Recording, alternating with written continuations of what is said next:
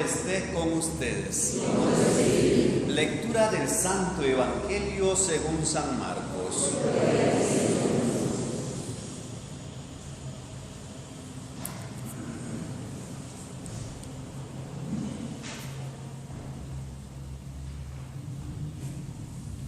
Un día, al atardecer, Jesús dijo a sus discípulos: vamos a la otra orilla del lago. Entonces los discípulos despidieron a la gente y condujeron a Jesús en la misma barca que estaban. Iban además otras barcas. De pronto se desató un fuerte viento y las olas se estrellaban contra la barca y la iban llevando de agua, llenando de agua. Jesús dormía en la popa, reclinado sobre un cojín. Lo despertaron y le dijeron: Maestro, ¿no te importa que nos hundamos? Él se despertó, reprendió al viento y dijo al mar: cállate y enmudece.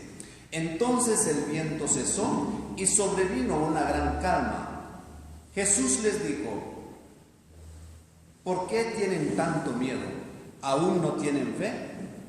Todos se quedaron espantados y se decían unos a otros: ¿quién es este a quien hasta el viento y el mar lo obedecen?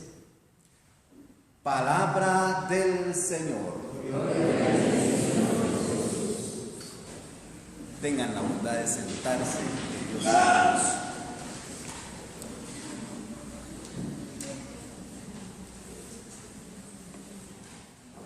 Las lecturas que corresponde para este 12º domingo del tiempo ordinario que estamos viviendo y celebrando, encontramos unas palabras bellísimas en donde los apóstoles, discípulos, se admiraron demasiado, y entre ellos comentaban una frase, algo así como cuando en la familia sobresale a alguien por algún dote, alguna capacidad que tienen, y lo admiran mucho, lo felicitan y comienzan a hablar sobre ese tema de el don que se ha recibido dentro de la familia como tal.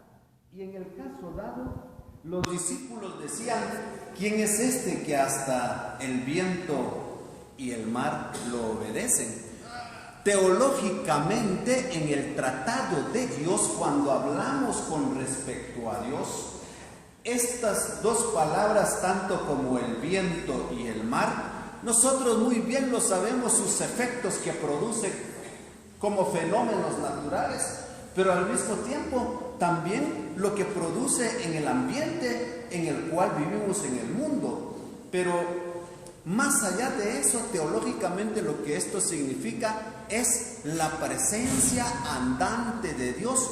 Donde quiera que estemos siempre existen estos momentos o realidades de la vida que son donde admiraba mucho a Jesús.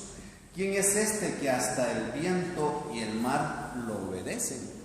Coloquemos la atención en torno a esto, hablando de Jesús, la presencia de Jesús.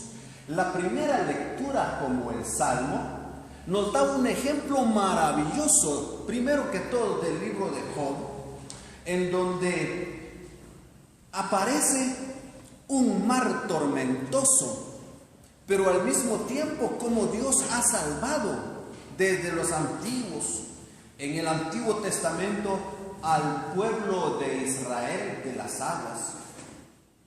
Como Dios ha favorecido a sus hijos, por eso decía el Salmo: seamos agradecidos por las grandes bondades que Dios nos ha dado, que Dios nos permite.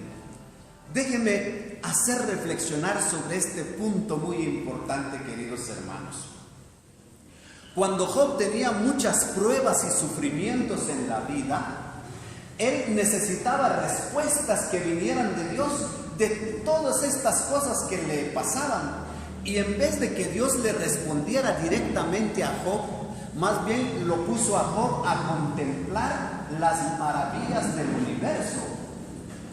Y dentro de esto descubre Job que tiene toda una razón de ser, un sufrimiento, una prueba en la vida. Más adelante Job lo descubrirá. Pero es muy importante que conectemos con el salmo que hemos escuchado hoy, o que hemos recitado, de que nosotros tenemos que estar agradecidos de las grandes bondades de Dios.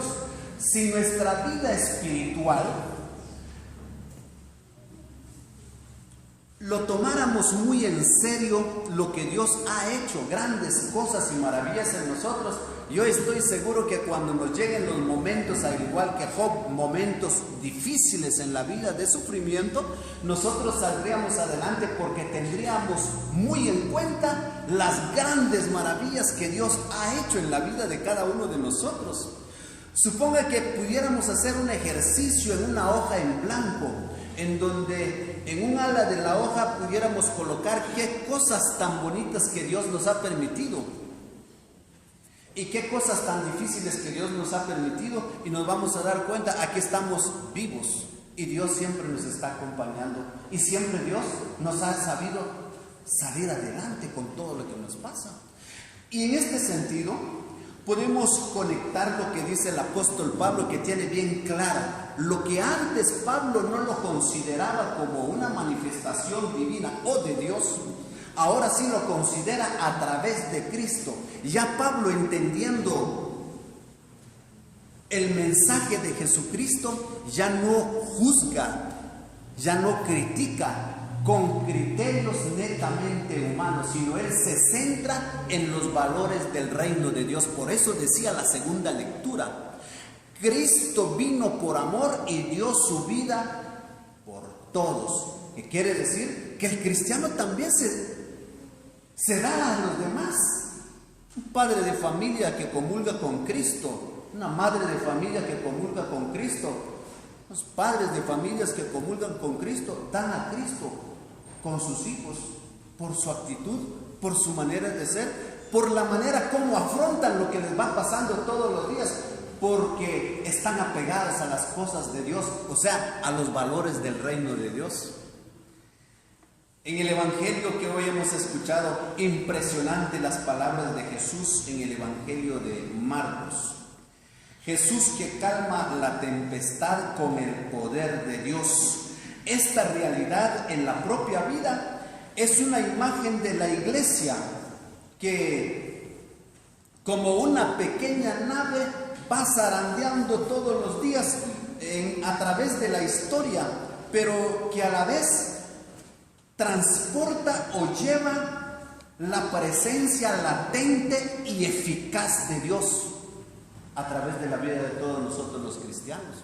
Ahora nos preguntamos, ¿realmente esta presencia de Dios en la iglesia que somos cada uno de nosotros, lo bautizamos, lo estamos viviendo a cabalidad todos los días? ¿O nosotros también dudamos cuando comulgamos el cuerpo de Cristo? ¿Será que es Él a quien estoy comulgando? ¿O dudamos cuando nos acercamos a Cristo a través de la oración? ¿O dudamos cuando nosotros nos acercamos a la adoración al Santísimo? ¿O dudamos cuando nosotros queremos hacer algo bueno? ¿O dudamos cuando nosotros queremos interpretar todo lo que nos pasa en la vida y no le dejamos los momentos precisos y justos a Dios para que Dios vaya actuando en las diversas circunstancias de nuestra vida? Hermanos, las palabras de Jesús, mejor dicho, el cuestionamiento de Jesús a los apóstoles debe ser de vital importancia para cada uno de nosotros también.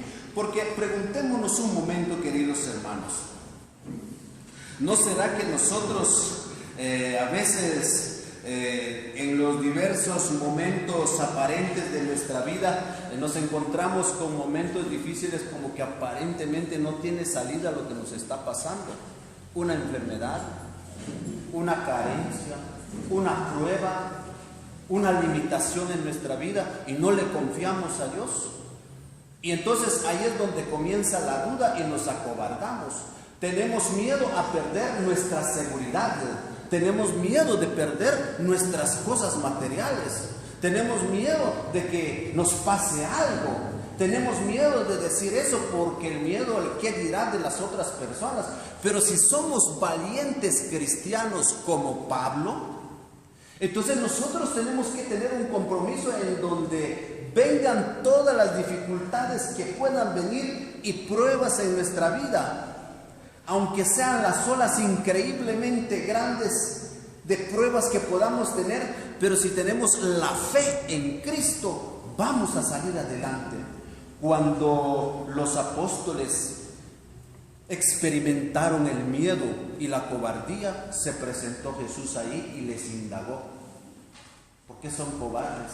¿Por qué no tienen fe? ¿No será que eso es lo que nos está pasando a nosotros? Por eso no crecemos espiritualmente. Allí está la base de nuestra fe. Lo que nosotros tenemos que entender es que nuestra iglesia es como una barca que todos los días tiene que asumir retos y desafíos, pero si confiamos en Dios, siempre vamos a salir adelante, hermanos. Pensemos un momento lo siguiente: ¿cuántas veces no nos quejamos con todo lo que nos pasa? Y sin embargo, Dios sigue actuando en cada uno de nosotros.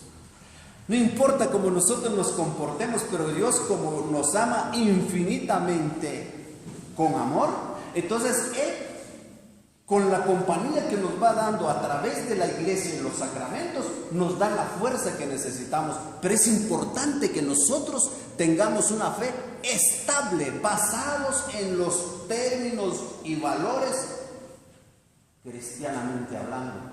Y este es el punto que nosotros tenemos que afrontar hoy en día. Hemos escuchado esta pregunta que hace Jesús: ¿por qué no tienen fe? ¿No será que eso es lo que nos está pasando a nosotros también? Pues hoy escuchemos la voz de Jesús en nuestro corazón y tratemos la manera de, con nuestra convicción cristiana, dar una respuesta de nuestra fe.